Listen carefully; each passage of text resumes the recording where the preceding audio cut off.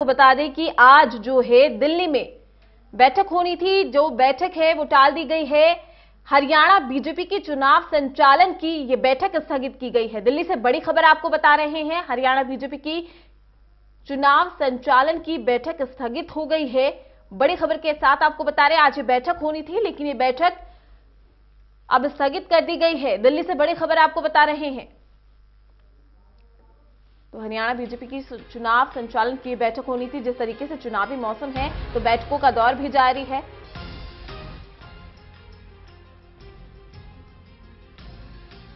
आपको बता दें कि जिस तरीके से जींद उपचुनाव नजदीक है उसको लेकर अब कहीं ना कहीं ये बैठक जो है वो स्थगित की गई है।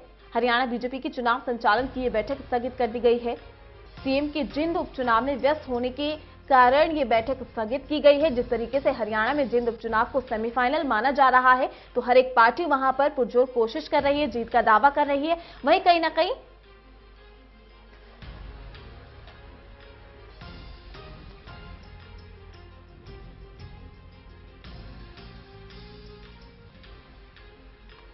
बड़ी खबर के साथ आपको बता रहे हैं, जिस तरीके से दिल्ली में ये बैठक थी लेकिन वो बैठक स्थगित कर दी गई है। साथ ही आज जींद उपचुनाव को लेकर सीएम प्रचार प्रसार करते हुए नजर आएंगे हरियाणा में, और यही वजह है जिसकी वजह से ये बैठक स्थगित कर दी गई है। वहीं तमाम जानकारी के साथ हमारे संवाददाता विनोद लांबा हमारे साथ जुड़ चुके हैं। विनोद, क्या कुछ जानकारी जिस तरीके से बैठक स्थगित की गई है?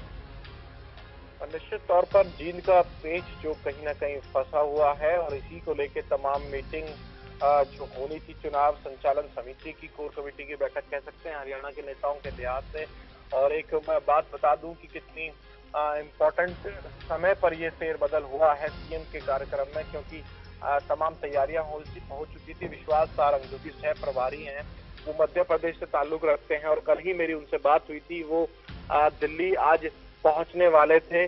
कल रात की ये बातचीत है, यानी कि कल रात तक ये कार्यक्रम तय था कि ये चुनाव समिति की जो बैठक है कोर कमेटी हरियाणा के लिहाज से देखा जाए लोकसभा चुनाव को लेकर कल रात निश्चित तैयारी कर चुके थे। तमाम नेताओं को बता दिया गया था कि 5 बजे हरियाणा भवन में मीटिंग होनी है, लेकिन अब मीटिंग कैंसिल की है और रातों रात ये कार्यक्रम में बदलाव हुआ है। हरियाणा सीएम सुबह यमुनानगर में थे, मैराथन रैली को झंडा दिखा रहे थे, उसके बाद जींद पहुंचेंगे।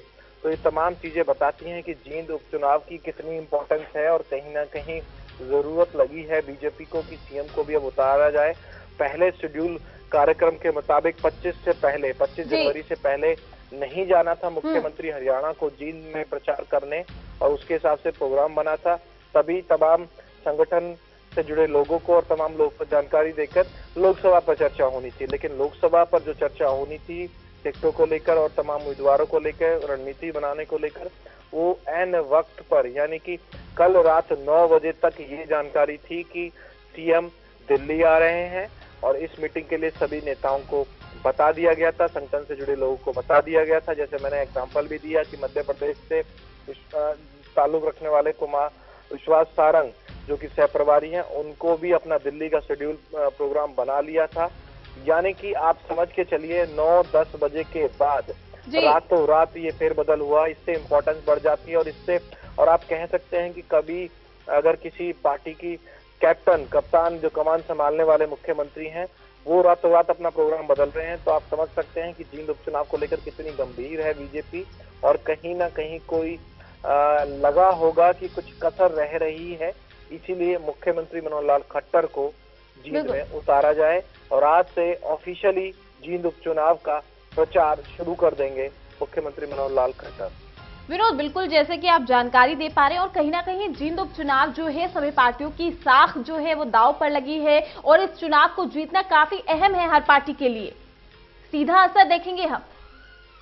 बिल्कुल हर पार्टी के लिए अहम है, लेकिन मौजूदा सरकार होती है उसके लिए तो नाक की लड़ाई बन जाती है कि आप प्रदेश में सरकार चला रहे हैं और एक उपचुनाव पे अगर आप हारते हैं तो बाकी पार्टीज का, जैसे आपने नाम लिया, तो निश्चित तौर पर संजीवनी मिल जाती है। सत्ता का सेमीफाइनल भी कहा जा रहा है कि सीधा असर 2019 के लोकसभा चुनावों से लेकर जो आम चुनाव विधानसभा के होने हैं उन पर असर पड़ेगा और सबकी साथ की लड़ाई होती है। लेकिन मैंने जैसे कहा वही दर्शकों को समझाने के लिए कि मौजूदा सरकार की नाक की लड़ाई बन जाता है कोई भी उपचुनाव की। आपके प्रदेश में सरकार है, आपके मुख्यमंत्री बैठे हुए हैं, इसके बावजूद अगर हार जीत में कुछ फैसला आपके फेवर में नहीं आता है किसी उपचुनाव में, तो सीधे सीधा किरकिरी भी होती है और दूसरी पार्टियों को मुद्दा भी मिल जाता है कि पॉपुलर सरकार नहीं है। तो यानी कि तमाम जो ऐसी चीजें हैं, सबसे बड़ी लड़ाई तो मौजूदा सरकार के लिए ही कही जाएगी और इसीलिए मौजूदा सरकार के कप्तान यानी कि मुख्यमंत्री प्रदेश के पूरी ताकत झोंक देना चाहते हैं। और मैंने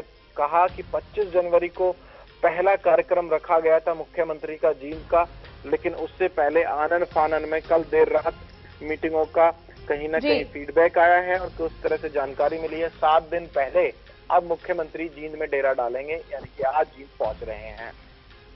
जी विनोद, तमाम जानकारी देने के लिए आपका शुक्रिया।